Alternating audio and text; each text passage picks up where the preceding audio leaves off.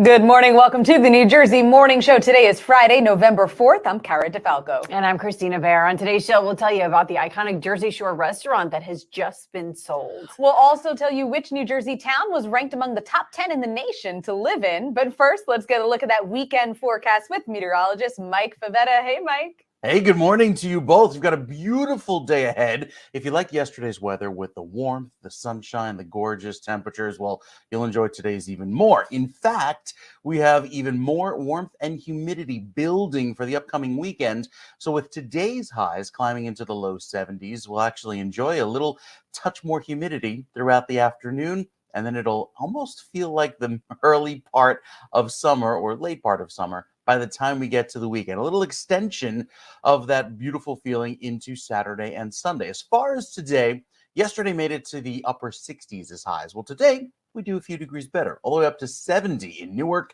66 in Atlantic City, and 68 in Cape May. Yeah, I would actually say it could be a beach day, in fact, in both days this weekend. Looking pretty fantastic with weather warming into the mid-70s. It'll feel great. We'll tell you all about it and let you know if there's any cold weather coming up in the forecast. That's with the 7-day in just a few minutes. Unreal. I still can't. I'm like, I'm really grateful. I'm excited for the weekend. It's going to be a gorgeous weekend. Yeah, 20 to 25 degrees above average. Above average. Record yeah, I was going to say, that's not normal. Yeah. It's not normal. All right, Mikey, thanks so much. We'll check back in with you in a little bit. All right, let's get a check of the roadways with Don Smith. Thank you, Kristina. Good morning, Cara. Good morning, Mike. Yeah, the other thing Mike had mentioned with the humidity, I'm seeing some fog here. So we'll show you the cameras in just a couple of moments. Let's get to the incident list. We have a crash on Route 1 south of Woodbridge Avenue in Edison. A lane is down there. Also, tractor trailer fire, Turnpike southbound entrance. The ramp to the Clara Barton service area that's down towards the Delaware Memorial Bridge in Oldman's Township. Everything is blocked there. And then southbound car lanes just before 7A. Now everything has been reopened because there was an earlier crash. But you always say traffic and weather go together. I don't know if you can see this or not, but you can see some fog still shrouding the Turnpike here this morning. That's out by Interchange 7. And the same thing here in towards Interchange 9 for the East Brunswick area out by Route 18. Again, you barely see less than a quarter mile here with this visibility is really bad through this stretch of Middlesex County. For the most part, friends, traffic is fairly light on a Friday. I think a lot of it has to do with this wonderful weather that Mike is talking about here for today and for the rest of the weekend. And again, the work from home thing, I think, also kind of kicks in for Fridays as well. But 208, we're setting up the midday construction both ways here out towards Cedar Hill Avenue up to Russell Avenue. So watch for that till 2:30. Other than that, Parkway 78, 80 Turnpike is in fairly decent shape. And this is the Route 1 situation here this morning as you head south, again, out to Woodbridge Avenue, just south of Roosevelt Park with that crash. And then the Turnpike a little heavy at Interchange 11. Give you a check of the bridges and tunnels. Still looking at, let me just give you the quick refresh here. We're probably looking at closer to about 45 or so at the down to a half an hour at the George, about 20 at the Lincoln, same thing with the Holland. And that's what's happening here in the traffic center. We'll check transit in our next traffic update in less than 15 minutes. Cara, Kristina, back to you. All right, thanks so much, Don. So a 16-year-old from Brooklyn is now in custody after allegedly stealing an SUV and hitting two police cruisers in Secaucus. He faces charges of car theft, resisting arrest, and possession of a weapon. Yeah, an investigation now ongoing. Police are still looking for the other people who were in the stolen car. Anyone with information is asked to contact Secaucus police. Yeah, I'm confused about I'm like, Brooklyn's a long way away. That was a lot of travel to get here. Exactly. I don't like doesn't seem worth it. For fun things. I don't enjoy traveling to Brooklyn. Like to commit a crime, that's a lot of effort. That is true. Just stay in your borough. Thanks. Oh, this is another hot topic here. Jersey City officials are considering a new law that would cap the number of marijuana dispensaries in the city at a limit of 55. That proposal says a limit on dispensaries is, quote, in the city's best interest. So the ordinance would not limit other marijuana-related businesses like cultivators or distributors. Business Administrator John Metro says the city has received 23 applications applications so far. The proposals will be put to a final vote at the next city council meeting next Wednesday. Yeah. So I guess I feel like I can kind of see it. I think it's like Mhm. anything else, you want to, You don't want to oversaturate. you don't want the to market. oversaturate Yeah. anything. Yeah. So I just think that. And we're still kind of getting our steps here. Yeah. It's sort of, we're just easing into this whole process. So it seems like, okay, let's slow our roll a little bit and figure things out before we expand. Yeah. But it's definitely, I mean, at the same time, it's a huge industry and there's a lot of money to be Yes. made, and you don't want to, you don't want to miss the boat either. You don't want to miss the So, boat, or you don't want to tie anyone's hand behind their back. So Yeah. we'll see. It should be interesting. That'll be an interesting ride. Mhm. Well, the holidays, of course, fast approaching. What, like 8 weekends until Christmas? I'm just putting that out there. Well, the city of Elizabeth is looking forward to helping everyone celebrate together once again. And here now with more is Elizabeth Mayor J. Christian Bullwidge. Thank you so much for coming on this morning. Thank you for having me. Appreciate the opportunity. Yes, thank you for being here. 8 weekends. 8 weekends, that's all we got. What are some of the events people can look forward to in Elizabeth this holiday season? First of all, I love the way you two kick off the show. I really appreciate the banter back and forth. And here in the city of Elizabeth, that's what the holiday season's all about, is getting together and chatting. And in our city, all of the members of city council have tree lightings, and we bring people in the different wards of our community, along with the Midtown Special Improvement District and the Elizabeth Avenue Partnership, for tree lightings. Santa naturally is a frequent visitor to our community. The hook and ladder companies, the fire trucks, will bring Santa to the Midtown area of our city at the train station for a tree lighting. We give away hundreds and thousands of gifts every year to young people who gather at these tree lightings. So it's a fun time in the city of Elizabeth. It's a very festive community. It sounds like that, it. I was going to say, Yeah. that sounds incredible. And I love, you guys are Elizabeth is one of the 5 largest cities in the state. So it makes sense that you would do multiple events throughout the season. What are some of the other elements that folks can expect when they come to an Elizabeth tree lighting or one of the other holiday events? Well, there's always good pastries, food, candy. That's a staple of the event. Disney characters are plentiful. Music is plentiful. The restaurants will open up at the train station and elsewhere to make sure that there's adult beverages for some of the other party goers that may attend these tree lightings. And keep in mind that Christmas is all about, and the holiday season is all about, fellowship and peace. And one of the things we try to stress to the young people of our community is to recognize that it's important to learn the message of the holiday season at a young age, so that when you're our age, you can then pass that on to your children and others in the neighborhoods.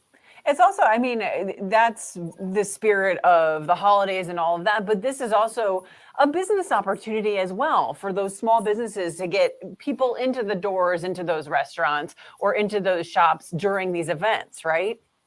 Well, here in the city of Elizabeth, we're an urban enterprise zone community, so the sales tax is half of what is charged in many other cities throughout the state of New Jersey.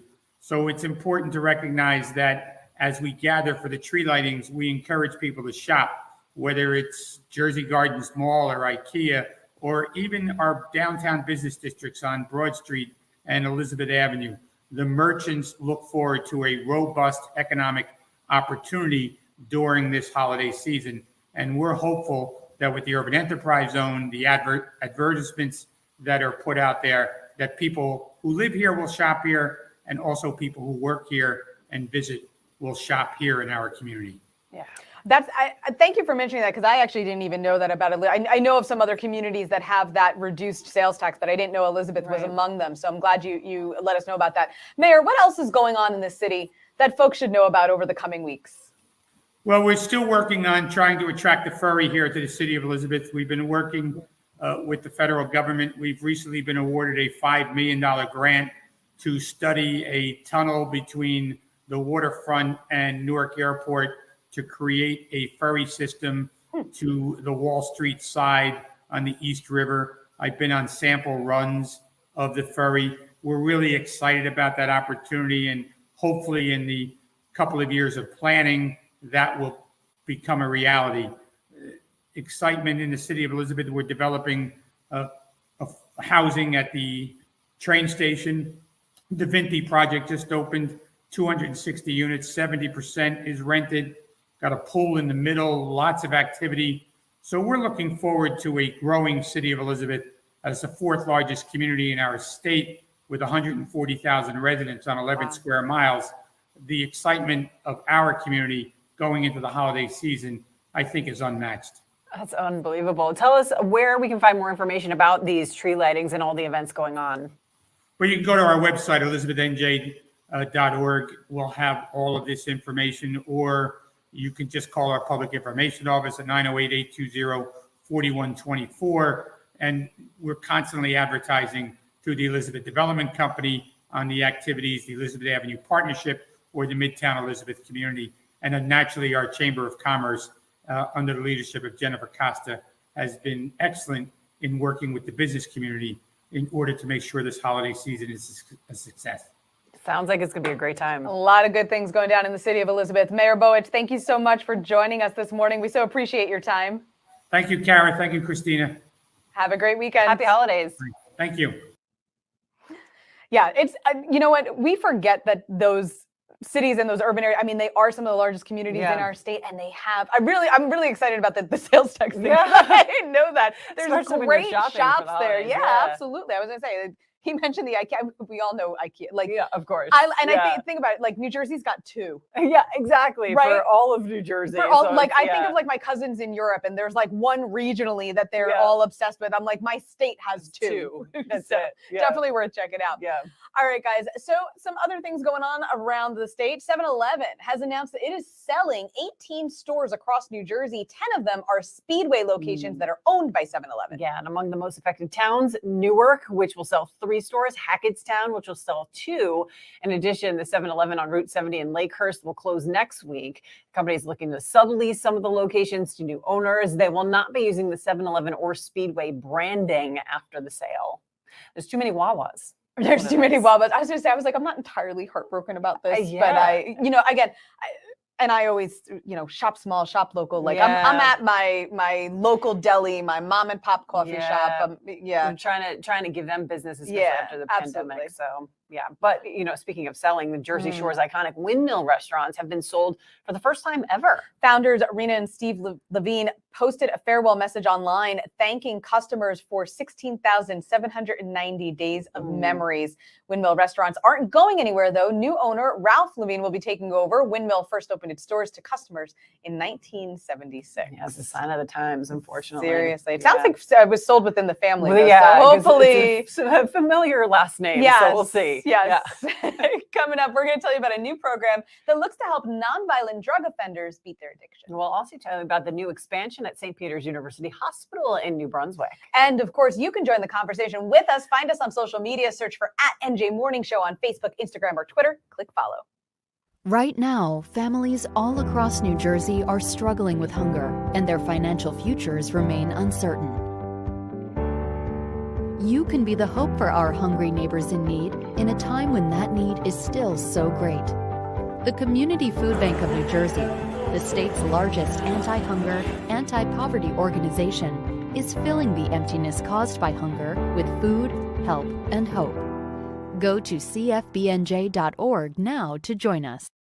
The New Jersey Hall of Fame is coming to you, celebrating our best and brightest, greeting guests along our Garden State Parkway through its 9 service areas, engaging travelers from our terminals to our transit centers, inspiring new generations as we move from town to town, and at New Jersey's hottest red carpet ceremony, inspiring New Jerseyans at our new home at American Dream. It's the New Jersey Hall of Fame, and it's where you want to be because everyone needs a hero.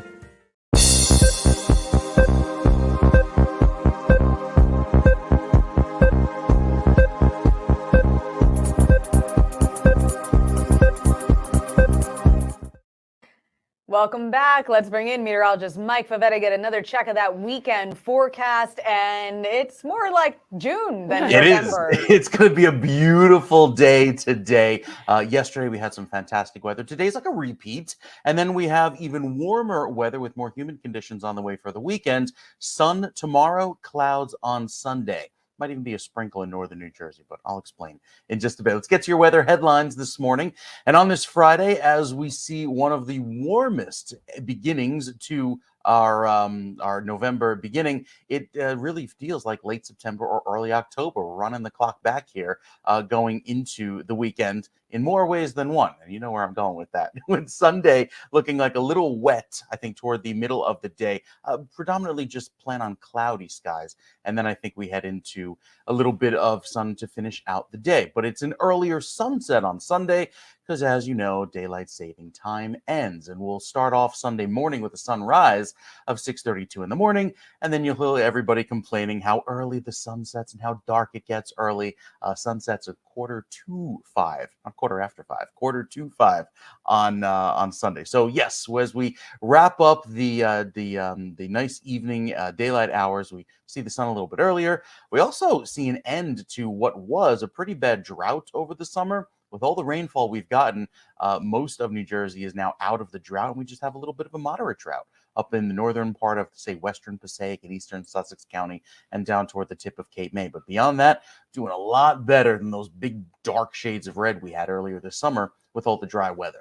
The next few days, tomorrow looking beautiful, a little warmer and more humid, upper 70s, 75 on Sunday with clouds most of the midday. Then I think we see the clouds quickly clear out, but it's still mild on Monday. Have to wait for the Tuesday timeframe to have a little chill return here across New Jersey. And I'll go into more detail on that coming up with the 7-day forecast in just a few minutes. Also see if there's some apple picking weather for whatever apples may be left on the trees if they're not picked clean already. Yeah, bees around them too, I'm sure, with the warmer weather. I hit a mosquito the other day. I was like, you got to be kidding me. Like, really? They're making a comeback. Seriously. All right, Mike, thank you much. You bet.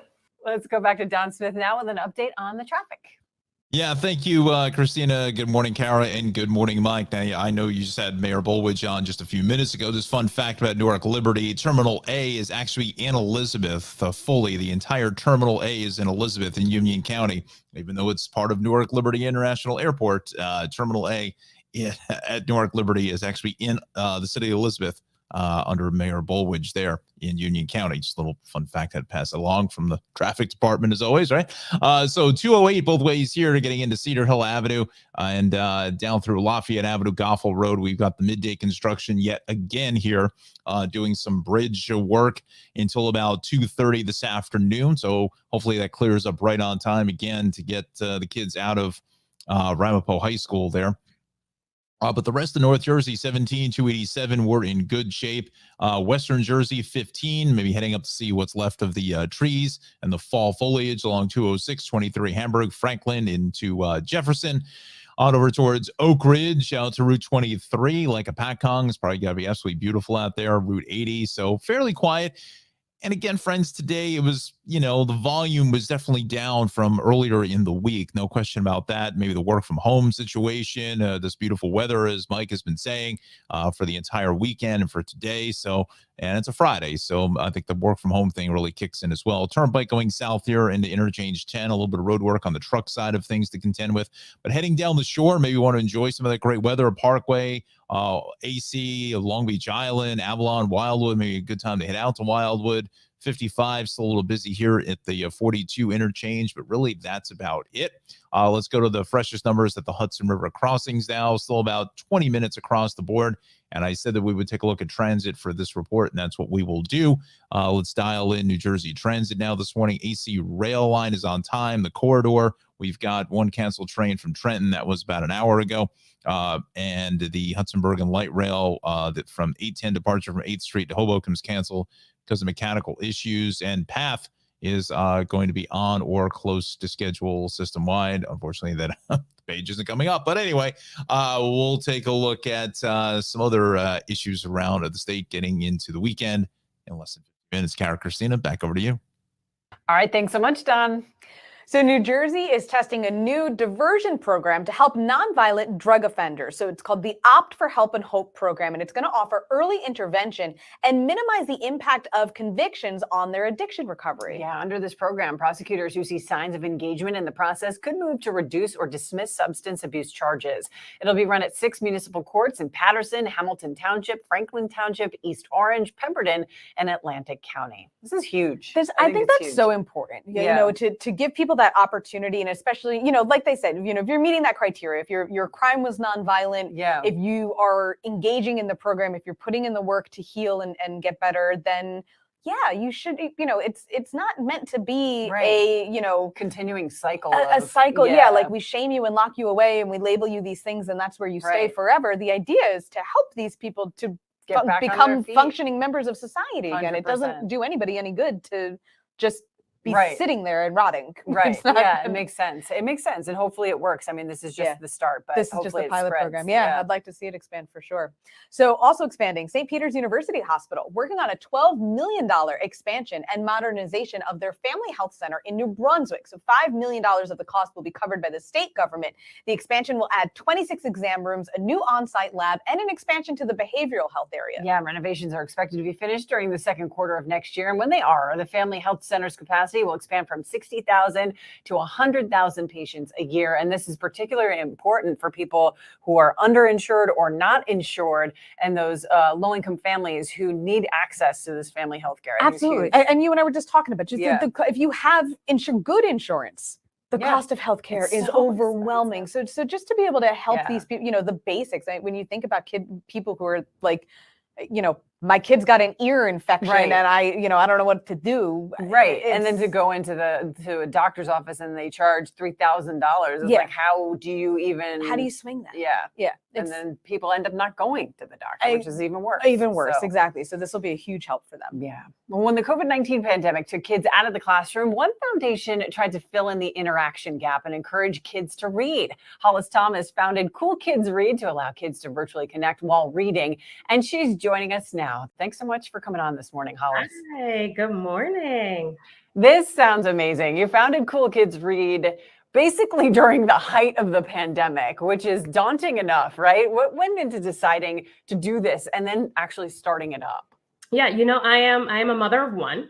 And so I had the pleasure of experiencing the shutdown myself with a 5-year-old at the time. And it all started with simply a Facebook post, right? And that's something I definitely want my fellow female entrepreneurs to really understand is, you know, starting a business doesn't necessarily mean that you have to start fully from scratch, right? And do everything, right? But it started from a Facebook post of saying, hey, you know what? This girl keeps looking at me. I keep looking at her. I keep giving her snacks, and she keeps coming back for more, right? And I identified the fact that my daughter at the time really enjoyed reading. It's something we've been pushing into her. Really enjoyed reading, but much like her mother, she enjoys community. And so a quick post of saying, "Hey, who wants to start a book club with me?" turned into almost 2 years later, 30 families across 5 states. Meeting monthly, and as our mission says, building a community of book readers and future leaders. I love that. Yeah. And I love these stories that folks like you always have to tell, where, you know, it really does start with like, I was just trying to do something for myself, for my kid, you know, can we start a book club? And all of a sudden you have this whole business. Can you expand on some of the different services that you offer? So we meet monthly between week 3 and week 4, depending on the age range. So we target leaders of tomorrow between pre-K and 3rd grade. So ages 4 to 8. And so our pre-K and our kindergartners meet every 3rd Saturday of the month, where they're learning the language, right? Learning how to feel comfortable with reading books on their own, right? The parents are allowing their little leaders to actually read some of the words, because as I don't know if you're parents, but you know, as a parent to a young child, you don't necessarily think that they can do what they can do yet, right? And so it puts them in that space where they feel comfortable. The 4th week is when we have our 1st through 3rd graders. That's where the community is built. That's where the ideas are shared. That's where if you stumble on a word, another one of your leader friends will come in and help you with that, right? And so we go from a virtual space, again, once a month meeting, from our read aloud into seasonal meetups. So a seasonal meetup might be at a museum, it might be at a zoo, it might be wherever, right? Amusement parks, things of that nature. Again, the community, you're coming together and building lifelong friendships and relationships amongst each other. I love it. And they're learning to read at the same time. And they're learning to read at the same time. Yeah. So our community is really, it is a fun, the books are the nucleus. The books are the nucleus of it all, right? At the end of the day, our leaders, when they become grown and functioning adults, they need to know how to understand and accept well, in our space, the English language, right? But how do we introduce reading? How do we introduce the fun of reading in a fun and community building way? And so that's what Cool Kids Read is, right? So it is a fun way and a fun space for our leaders of tomorrow to come together and just find the answers in books, find the fun in reading. I love it. How has this program grown since you got it up and running last year? It's so in 2021 we started this, and we're inching towards our two-year anniversary in February of 23, and it has gone from, again, that Facebook post and 10 moms saying, "Hey, this sounds like a good idea," to now serving over 35 leaders of tomorrow across 5 states. Wow! It is a beautiful space. It's a beautiful space to see when we do read aloud sessions where we're building affirmation cards, right? Where we are building vision boards, where we're having cooking lessons, where we're having actual chefs come in and say, "You can do this, you can be this." Having authors of our books come online and listen to our leaders read their words and seeing how touched that they are, that our leaders of tomorrow are embracing their work. We have grown and we will continue to grow through partnerships. We just had a partnership with YWCA of Northern New Jersey. We had an in-person partnership with them. We are looking to grow and have partnerships with other like-minded corporations and school districts in order to really, like I said, use this space as an opportunity for extracurricular activities. We as parents tend to put our children in football, basketball, gymnastics, right? Things like that, where we express or we have our children exercise their bodies. But the Cool Kids Reads is an opportunity for your children to exercise their minds, to exercise creativity. And in some cases, it's an opportunity for affirmation, not only for your child, but an affirmation for you as well. As I'm raising a pretty decent kid. I'm raising a pretty decent kid because they believe that they can do and be all things. And they're in community to understand that as well. Yes, I love that. I love that because it's true. You think, oh, okay, let's get our kids into soccer because they need to interact with other kids.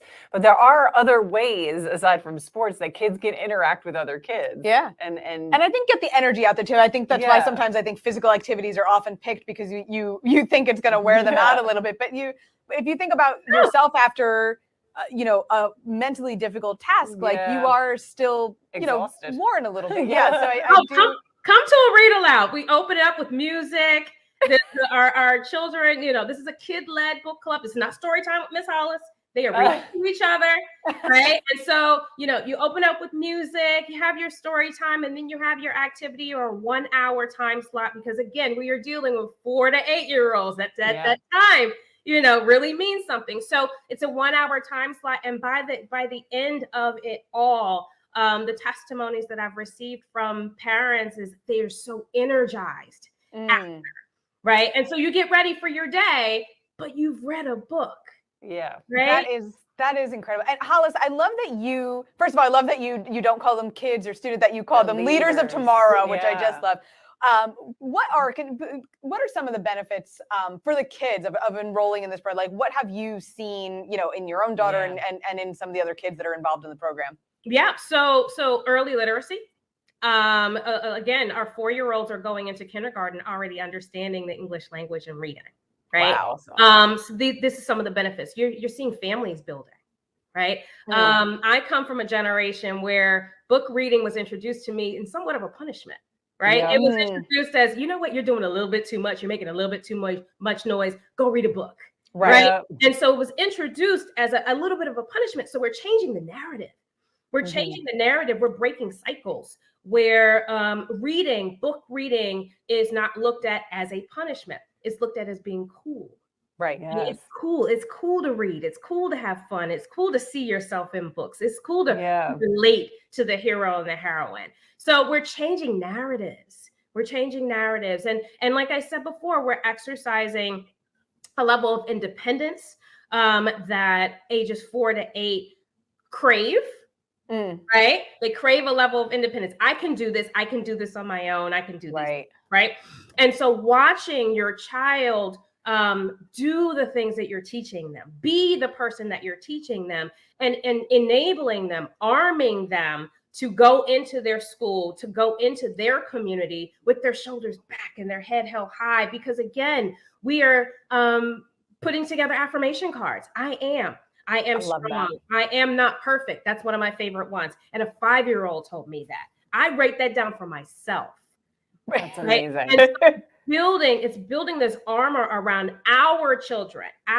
We all have a responsibility when it comes to the leaders of tomorrow. I call them leaders. They call themselves leaders. We have them walk into each room understanding and knowing that they matter. Their voice matters. Who they are matters. Who you are today as a 4-year-old might not be who you are at 6, which is fine, but who you are today is important and it matters.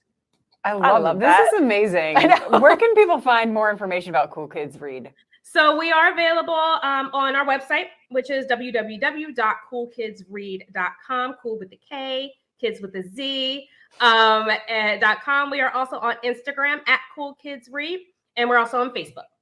Love it. Incredible. Hollis Thomas, thank you so much again for joining us this morning. This program sounds incredible. I want to join. I don't have kids, but I'll just come and read with the dog. Join us. We'd love to hear more about your story. I love it. Thank you again. Have a great weekend. Thank you. It's amazing. It's true. A lot of, even teachers say, you must read for 15 minutes. Right. Go read a book. And it's like, where's the incentive? Yeah. Yeah. But that sounds great. And I love, again, just her whole approach. And I think that's so important. I think sometimes people forget, because they're 3, because they're 4 years old, it's still a person and you still have to go, okay, you are a person and you are independent and who you are matters. And that's important. Right. You know what I mean? I just love all of that. That's such a great message. That's awesome. We got to check it out. Well, coming up, we'll tell you which towns were named as some of the top 100 places in the country to live. All right. Plus, we're going to tell you about how Quick Check is helping feed the needy families this holiday season. And you can always find us over on social media. Don't forget, you can search for @NJ Morning Show on Facebook, Instagram, or Twitter, and click follow. 2020 felt like a dark tunnel, and while 2020 is over, the impact is not. The pandemic affected both our physical and mental health. We started the Cody Fund for Mental Health to change lives, so we want you to know about NJ211. It's a referral service for anyone in crisis, even children. I'm living proof that there's light at the end of the tunnel. And it's not a train, it's help. It's NJ211. Right now, New Jersey's youth are dealing with a lot. Growing up today, it's easy to feel overwhelmed, but you're not alone. If you're worried about someone, reach out and point them to help if they need it. The New Jersey Department of Children and Families offers support to children and youth in crisis. Help is available by phone or text whenever you need it. Be there for a friend, and know where to turn for help. Suicide should never be the answer. Growing up can be hard. Getting help shouldn't be.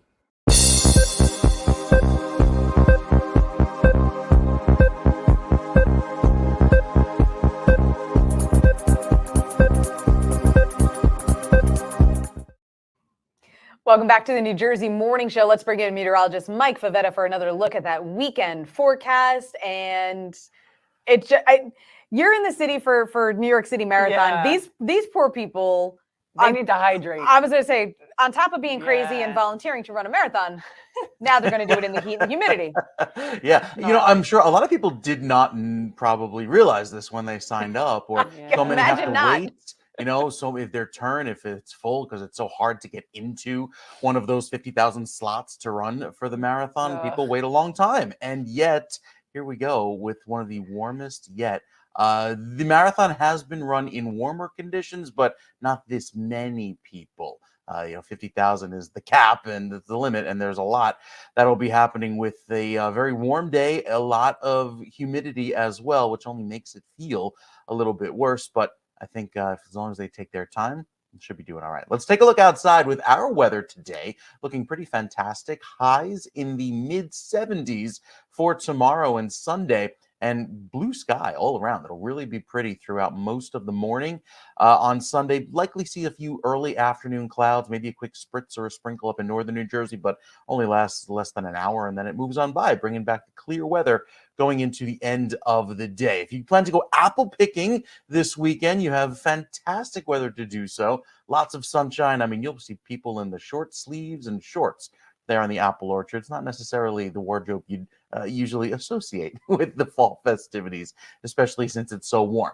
The 7-day forecast keeps our highs into the 70s and well above average right through Monday. Have to wait until Tuesday for a little bit of a cool down, and it's a front that passes through that drops the humidity dramatically late Monday night. So if you're wondering if you're going to have to keep the air conditioning on for much longer, because I'm pretty sure you'll be using it this weekend, by Monday, the humidity drops, we start to see a cool down, and the temperature follows suit shortly thereafter. So Wednesday and Thursday, we're back down where we should be in the upper 50s and low 60s. So this little warm up here, taking things to a new level when you consider that we're in record territory tomorrow and Sunday, given how warm it'll be.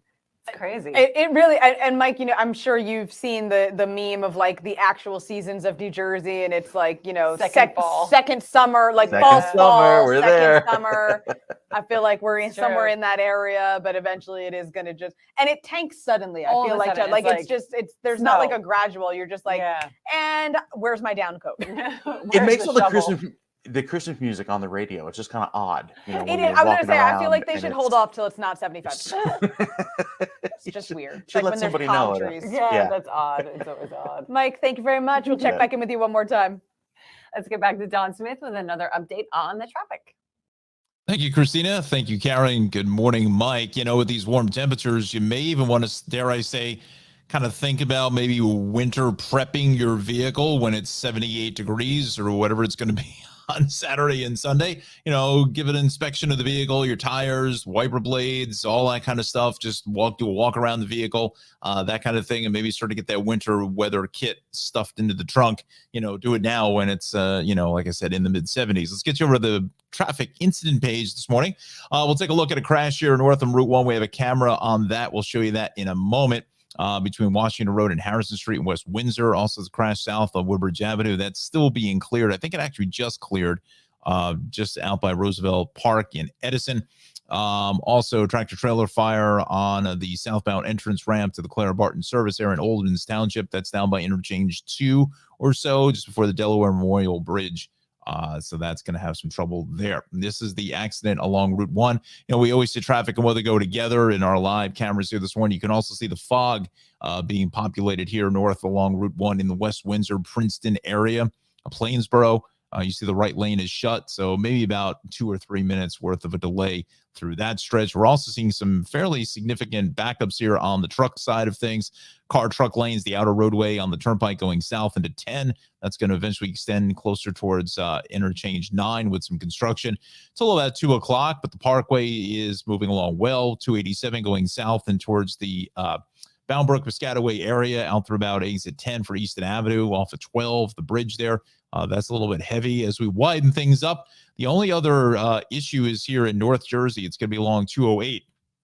This is not the direction. The midday construction setting up yet again out through Cedar Hill Avenue, Grandview Avenue, getting in towards the Wyckoff area. So be mindful of that. That's there until 2:30. And then westbound on Route 4, also seeing some construction just west of Hackensack Avenue. Other than that, for the most part, the state is fairly in good shape, although this 195 situation here seems to be seeing some red going east. Again, this is going to be out by exit. Let me just zoom in here for you.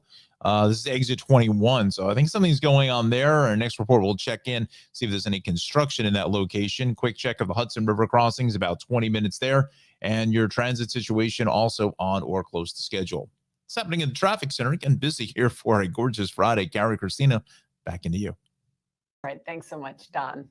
So a recent survey found New Jersey to be one of the best states in the nation for the wedding industry. Yeah, a survey from RareCarrot.com ranked New Jersey at 10th. The factors included the earnings for event planners, jewelers, florists, photographers, and bakers.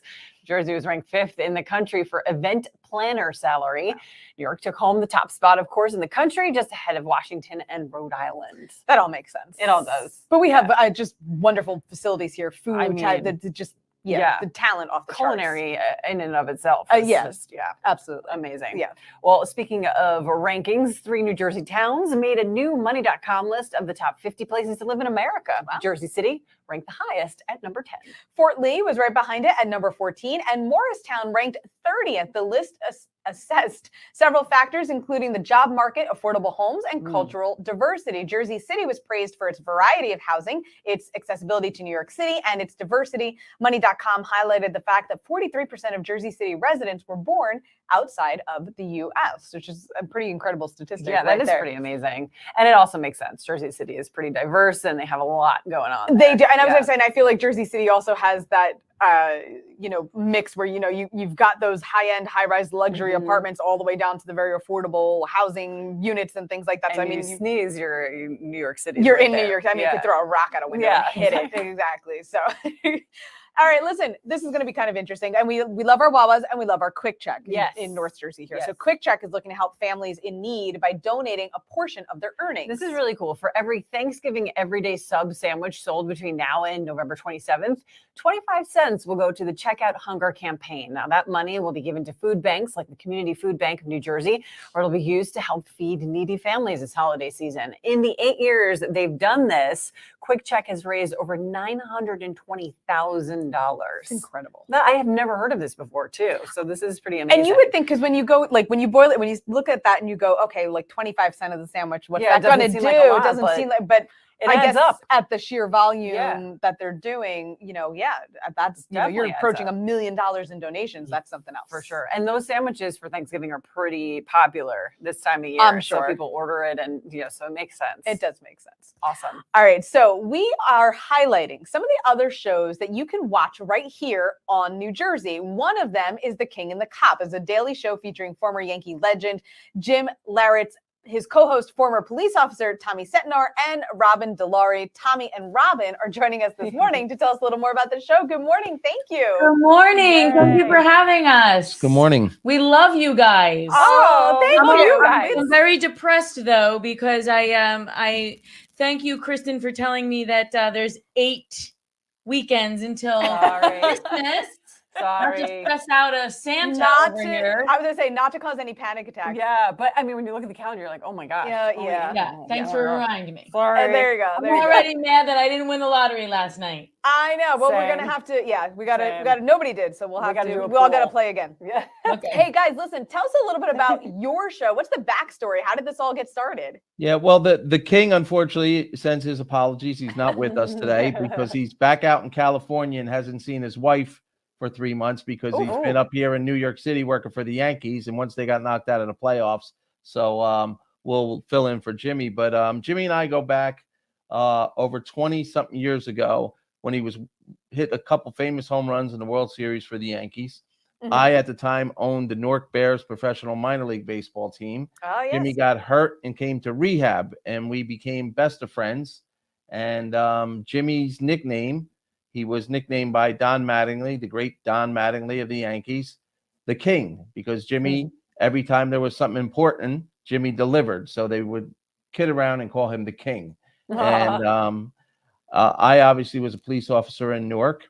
And I'm going to tell you the show's The King and the Cop, but we know Miss Jersey Girl here is the most popular one on the show. Yeah, I'm trying to figure out why there's no...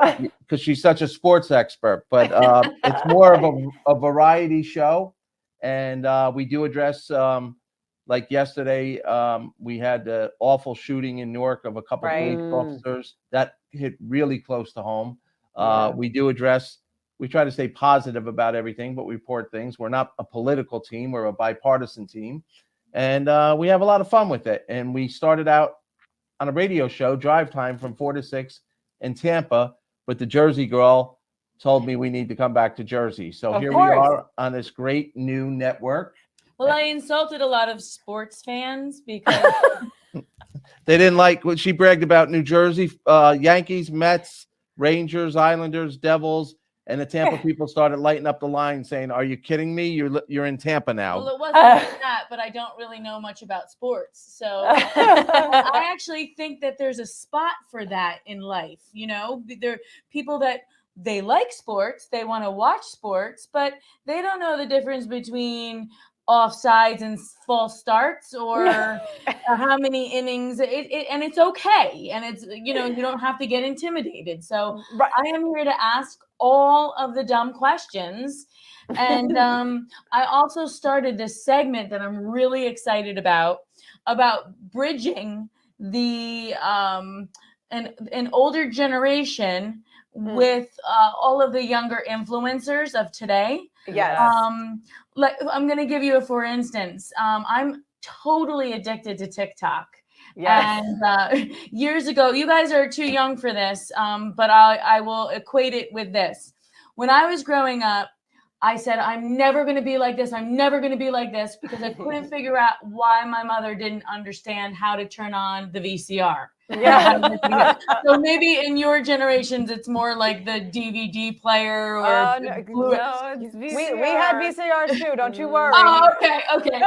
So I'm like, I'm never going to be like that. I'm never going to be like that. But with the insurgence of social media, we got comfortable with it, but then it started getting kind of a little bit like over the head with the TikToks and the, you know, all the things that social media can teach us. So I'm watching like, how do you do mascara with a hair dryer and all these things that you sleep in for your hair, and I'm like, oh my God, I'm that person. But there is a place for it to kind of bridge the gap. So I have a friend that is a up and coming influencer, and she's going to come on the show and basically kind of, you know, cool things for dummies, if you will. And so, again, This is all new news to me and Jimmy, because we have no idea this is going on. Well, you keep things from me too, Right? Like all that sports stuff. Like, Yeah. One of the reasons we came back to New Jersey is both Robin's sons. One just started college, was one of the top football players in New Jersey. So we didn't want to miss games. And her second son just completed his football season, had an outstanding football season. So it's also a family show. We're never staying in Tampa. I would stay in Tampa. So we are Jersey through and through. He's a Newark boy, and I never left Florham Park. So hey, there you go. It all comes back to Jersey. I mean, that's what it's about. That's really it. In the country, guys. What are some of the favorite segments that you guys have done on the show? I'm sorry.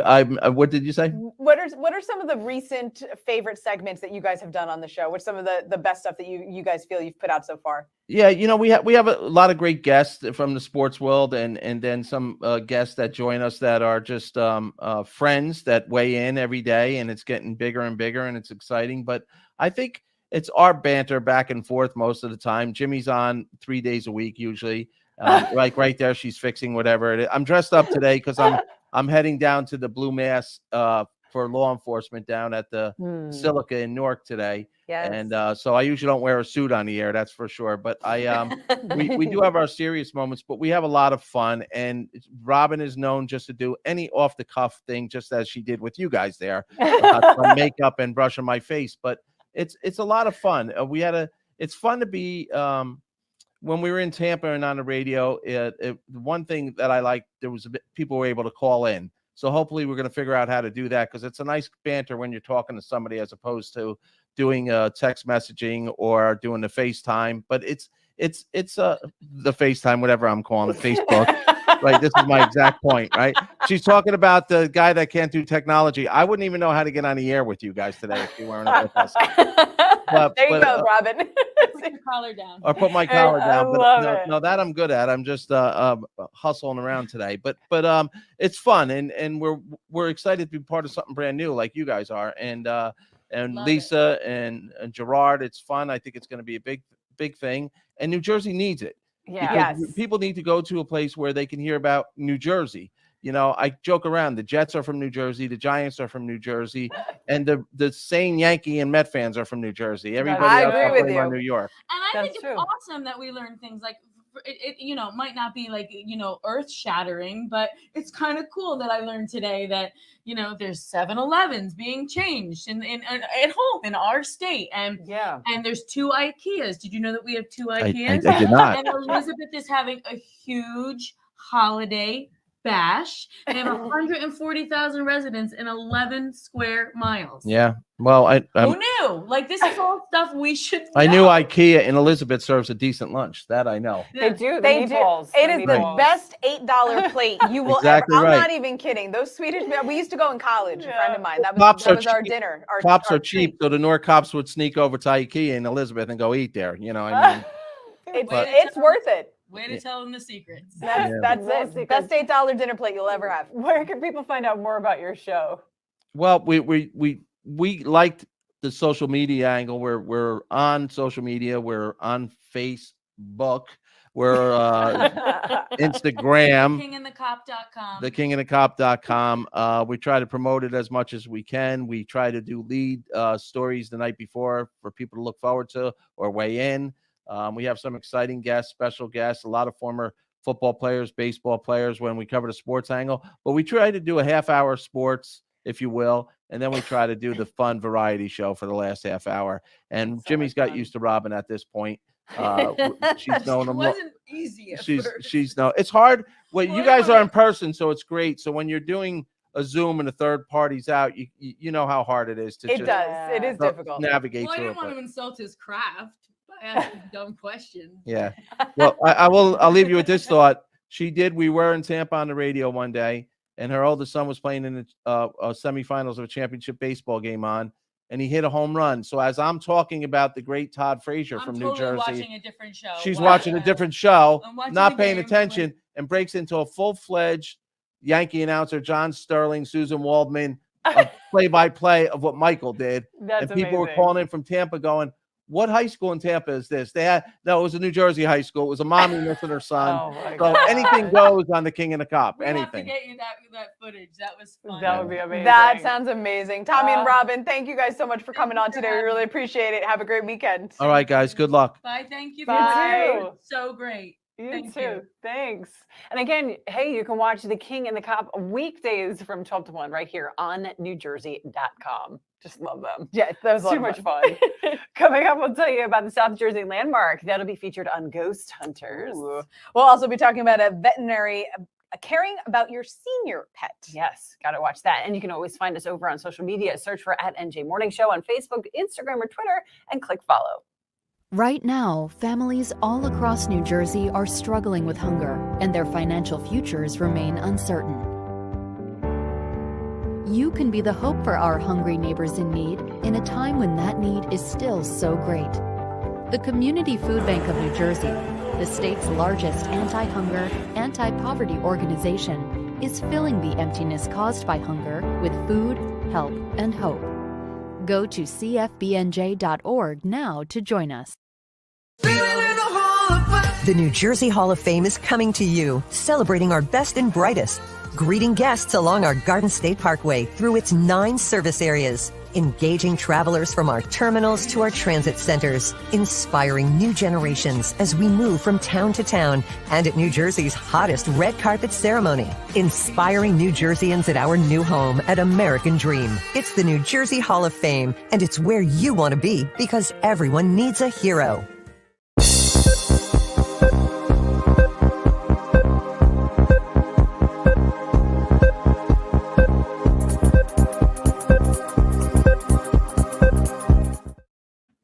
Welcome back to the New Jersey Morning Show. Let's bring in meteorologist Mike Favetta for one last look at that weekend forecast. Hey, Mike. Hey, we've got some amazing weather going forward this weekend. Highs well above average. Even as soon as today, we'll be up in the low 70s and we'll stay in the mid 70s tomorrow and Sunday. If you plan to do some al fresco dining this evening, the weather will actually be quite nice to do so. Odd saying that in early November, yet 66 on the green in Morristown as your temperature at 6 o'clock this evening. Same for you in Princeton and Hoboken. Long Branch, a touch cooler there. Out on the water, 67 in Cherry Hill. And even at 6 o'clock in the evening, 64 degrees there on the Atlantic City Boardwalk. Very pleasant weather going into the weekend with highs well above average. Even morning lows will be above average in the mid-60s. The heat breaks and the air dries out on Tuesday. You'll notice the rush of dry air take us back down into the 50s late at night, and that will keep us dry through Thursday. Might be a late day shower chance later on Thursday, but otherwise feeling warm and looking very warm, but at least we turn back to cooler this week. And don't forget, I know most of the electronics do it automatically, but it's more like the microwave and the oven are like the only things left that you have to fall back on before you go to bed on Saturday night. Otherwise, you look at your phone and you kind of are confused when the microwave time is an hour off. It's going to be fun with parents with little kids for the weekend, too. They don't seem to get the memo either. No, neither do the pets, believe me. Yeah, Rox will that's definitely, true. it'll be 4:30 in the morning. She's like, where's breakfast? I'm like, no. We're not doing that right now, honey. Please. Yes, no. We got to get rid of that. Yeah, I'm on the band. Stick with one. Choose one or the other. Yeah. You know? Yeah, totally. Just Only 7 hours of daylight to work with in December, so you gotta figure out where you want it. Yeah. I'm like, it's not making a difference to me. It's just, but the change is making the difference. Right. So, Right. all right, Mike. Thank you so much. We You bet. appreciate it. Let's head over to Don Smith one more time for a final look at the roadways. Yeah, thank you, Kristina, and good morning, Cara, and good morning, Mike. Yeah, our last and final check here this morning. You know, traffic and weather always go together. Let's get you over to the maps here, or the traffic mapping system, we'll call it.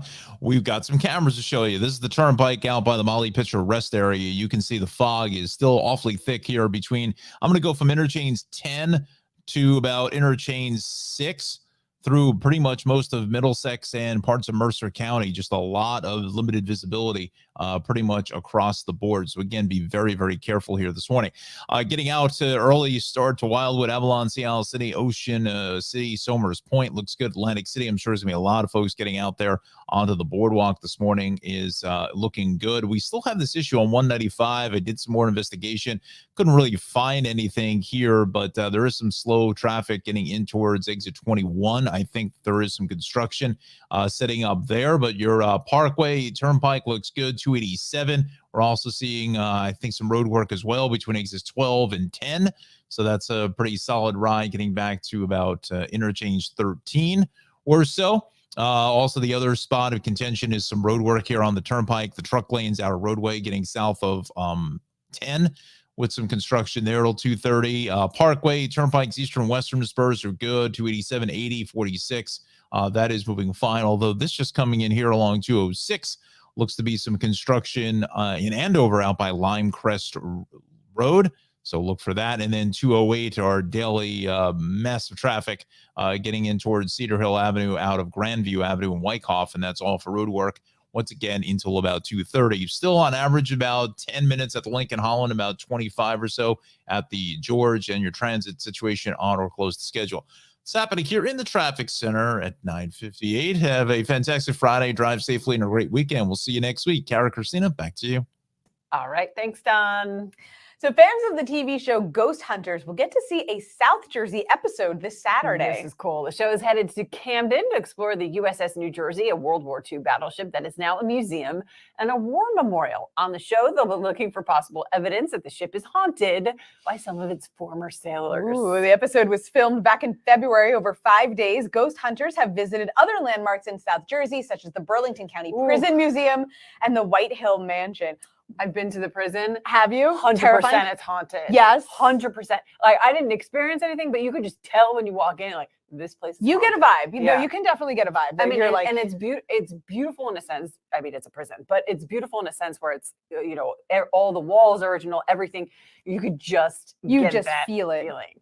I have to, you know where I get that feeling, and like not in necessarily even a creepy way. Every time I have visited the Coliseum, Like yes. I have been, no, this like right, Yes. I've seen it multiple times. I cry every single time I'm there because Yep. you touch the walls and you You just know. feel the energy of Yes. everything that happened there, and it is amazing. And So now I can, they've opened up the floor, I think, to visitors too, which yes, is you can go equally under. as You used to not be able to creepy. go underneath. Yes, but I mean, yeah, 100%. You walk into a place, you get that the hairs stand up on the back of your neck, and you're like, okay, I don't know if it's just because of the historical value of the place, or it's just yeah, and the stories too.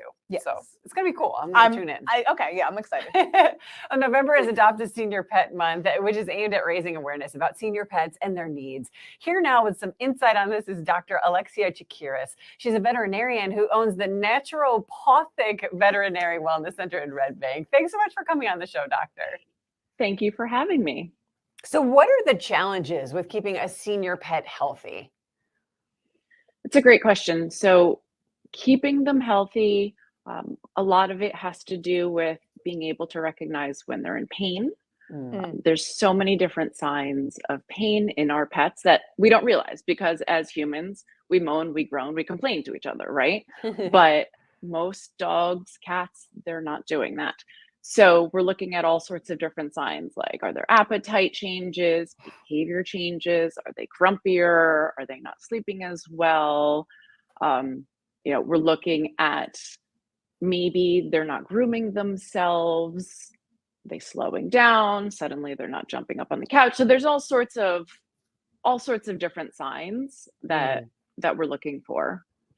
I'm so fascinated by this because my dog is about 9 years old, give or take. So she's got a ton of energy right now, but I was shopping for food for her yesterday, and I was thinking, I wonder if her nutritional needs are changing. Like, do I need to be giving her more fats or something? I don't Yeah, absolutely. I mean, it's like with us, where we're looking at diet, nutrition.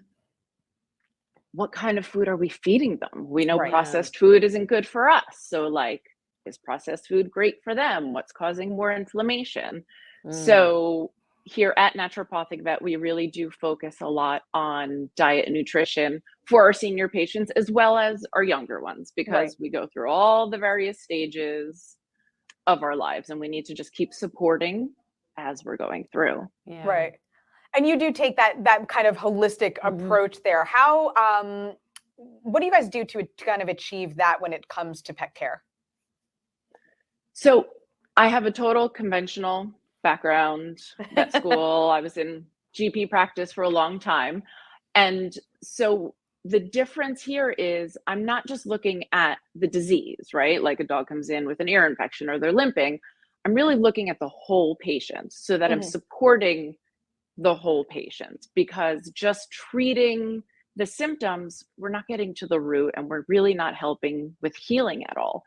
So taking this different approach, it could take a little bit longer. I talk a lot to people.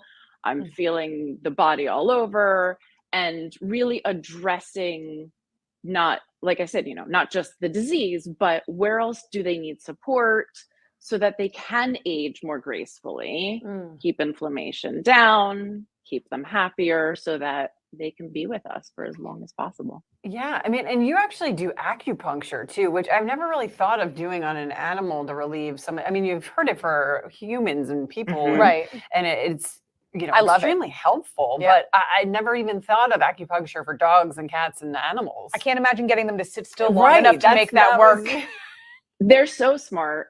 I have to give them so much credit. They come in for most of the time. They come in, they let me put the needles in, and even if the first session they're not fully sure, usually they start to relax with the needles in them. And then the second session, they're like pulling their pet parents into the office. They're like, come on, I got to go see my friends, because they know they feel so good afterwards. And that's amazing. And it's so nice because, yes, it helps with mobility and pain, but it also helps with GI issues and those chronic diseases where conventional medicine, that's really where these holistic modalities can kind of step in to further support support my patients. Yeah. That's amazing. Doctor, what can, even someone like myself who has an aging pet who's still in good shape, she's healthy, I hope she has many long years in her, but what should I be doing to help preserve that as best I can for, while she's in good shape? So diet, huge. I'm always looking to decrease inflammation in any way possible. You really want to be proactive about their health. So I really like annual blood work. We want to make sure their teeth are clean because, again, like with us, dental disease can cause other problems in the body.